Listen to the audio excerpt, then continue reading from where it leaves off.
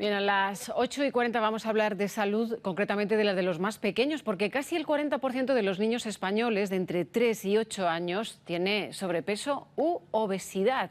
Lo dice un estudio nutricional de la población española y esta tasa es además de las más altas de Europa, solo por detrás de Grecia. Hablamos con una de las autoras de este estudio, Carmen Pérez Rodrigo. Muy buenos días. Hola, muy buenos días. Bienvenida. Cuéntenos, ¿a qué se deben estos preocupantes datos? ¿Nos hemos olvidado de la dieta mediterránea? Bueno, estos datos lamentablemente no nos sorprenden porque ya desde hace años estamos arrastrando esta tendencia. Estos datos lo que vienen a confirmar es que a pesar de los esfuerzos que se han venido haciendo en las últimas décadas por intentar contrarrestar esta tendencia, pues seguimos todavía en cifras muy altas y lo más preocupante es que especialmente afectan a los más jóvenes, como muy bien ha señalado, al grupo entre 3 y 8 años. Y de hecho, estudios que han utilizado la misma metodología, porque esto es un problema que ahora que estamos acostumbrados a hablar de cifras que nos cuadran, que no nos cuadran, pues podemos entender mucho mejor que es muy importante usar y medir de la misma manera los datos para poderlos comparar. Entonces, incluso datos que están recogidos en distintos países de Europa utilizando los mismos criterios para medir, pues nos dicen que precisamente los datos en España, en Grecia, en Italia, en Malta, son mucho más altas las prevalencias de obesidad que en los países del centro o del norte de Europa. Y aquí sí que tenemos que poner el acento, por un lado, en cómo nos hemos alejado, sobre todo en los más jóvenes, de la dieta mediterránea y muy especialmente, los países del sur y especialmente en España nos movemos y los niños se mueven mucho menos que en los países del norte y además están mucho más tiempo sentados en videojuegos, en actividades sedentarias. Claro, claro, es que llama la atención de que la obesidad infantil ha ido aumentando no en los últimos 3 o 4 años, en los últimos No, claro. 30 años. Claro, efectivamente, pero coincide precisamente con cambios muy importantes en nuestra forma de vivir familiar y social, ¿no? Por un lado, las mujeres nos hemos incorporado a la vida laboral de forma muy importante a lo largo de estas 3, 4 últimas décadas y eso ha supuesto un cambio muy importante en cómo organizamos nuestras familias, porque las mujeres hemos dejado un poco esa responsabilidad de la alimentación familiar, pero nadie tampoco la ha retomado en serio y esa alimentación familiar, pues con más frecuencia de la que sería deseable, pues la hemos sustituido por alimentos que nos lleva poco tiempo de ir a comprarlos, de prepararlos, de que dedicamos cada vez menos tiempo a comer juntos. Y esto ha repercutido de manera muy importante en nuestras costumbres y de manera especial en los más pequeños. El estar trabajando fuera de casa hace que podamos dedicar menos tiempo a estar con nuestros hijos, con nuestras hijas, y lo intentamos compensar de alguna manera con algo que les guste. Y si algo que les gusta más y que nos va a dar menos quebraderos de cabeza a la hora de comer, pues a menudo son alimentos con una alta carga energética, con muchas calorías, mucho azúcar, mucha grasa, etcétera, y esto pues nos ha traído hasta aquí, ¿no? Y muy especialmente poner el acento también en que una de las grandes asignaturas pendientes es que nuestros niños y niñas consumen menos cantidad de verduras y de frutas de las que sería deseable, seguido por legumbres y pescados, quizá las asignaturas pendientes. Mm. El estudio no solo analiza la obesidad general, también la abdominal. ¿Qué nos indica este tipo de obesidad localizada en el abdomen?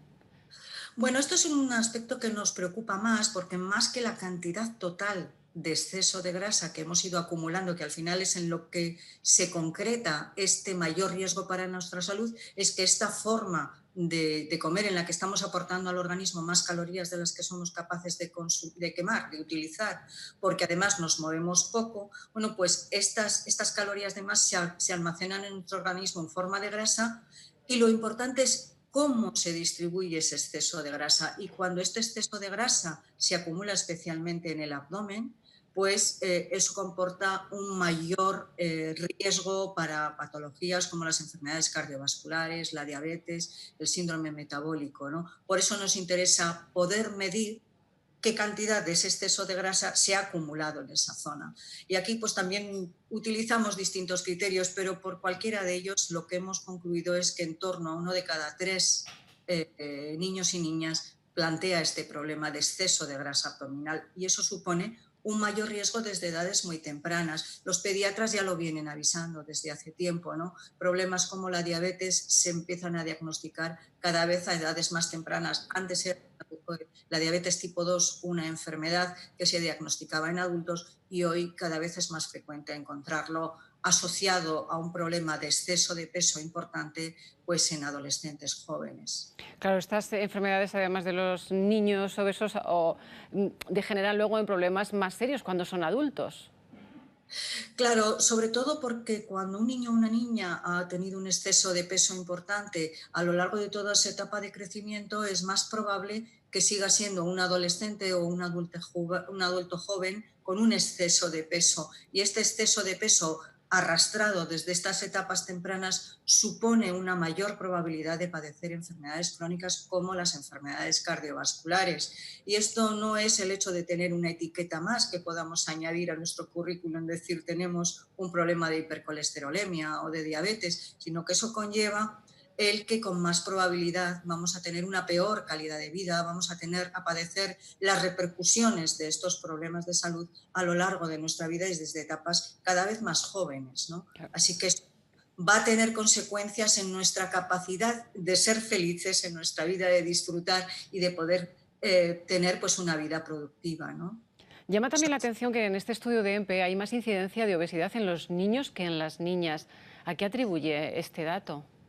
Sí, esta es una tendencia que se ha venido observando. No es el primer estudio, no es el único estudio que lo ha observado, pero desde luego en nuestros datos también lo hemos podido constatar, que es un problema que en los más jóvenes ha tendido a acumularse más en los niños.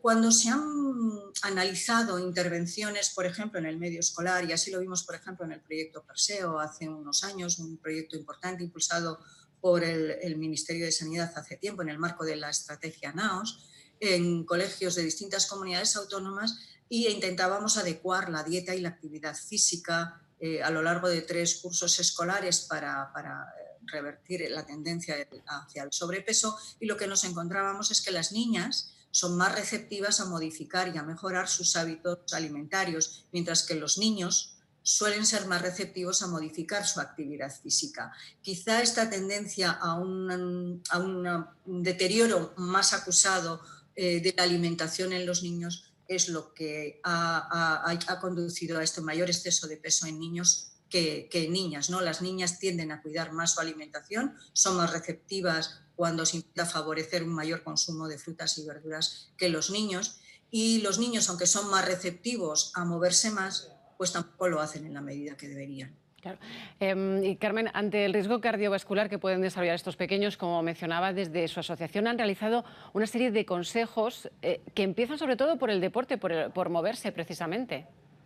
Sí, efectivamente, es que las dos dimensiones, es decir, por un lado, no estar mucho tiempo sentados. Si vamos a estar sentados, pues cada hora tenemos que levantarnos y estirarnos y movilizar las extremidades. Y esto se recomienda y se han planteado, como digo, en intervenciones como el proyecto Perseo, que incluso en las aulas, cuando se vuelva a las aulas y podamos volver a las aulas, pues recomendar que entre sesión y sesión los niños, las niñas se pongan de pie y se movilicen. Y esto vale tanto para niños como para adultos. Y por otro lado, es decir, ahí estaríamos abordando el problema del sedentarismo, y por otro lado, estrategias que nos ayuden a movernos no solamente en la práctica deportiva, que también está muy bien, sino juegos que supongan una mayor actividad física para niños y niñas, caminar, una medida tan sencilla como puede ser desplazarnos en nuestra vida cotidiana, andando, subiendo escaleras, pues va a contribuir a que incrementemos nuestro nivel de actividad física.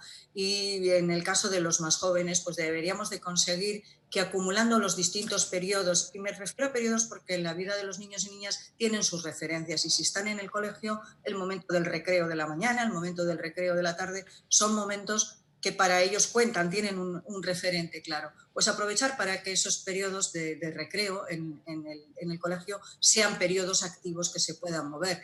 Y después del colegio, en su rato de ocio, pues también reservar un espacio para que puedan moverse. Es decir, que intentar acumular a lo largo del día, contando esos periodos de que están en el colegio y los tiempos fuera del colegio, sumar en conjunto 60 minutos moviéndose.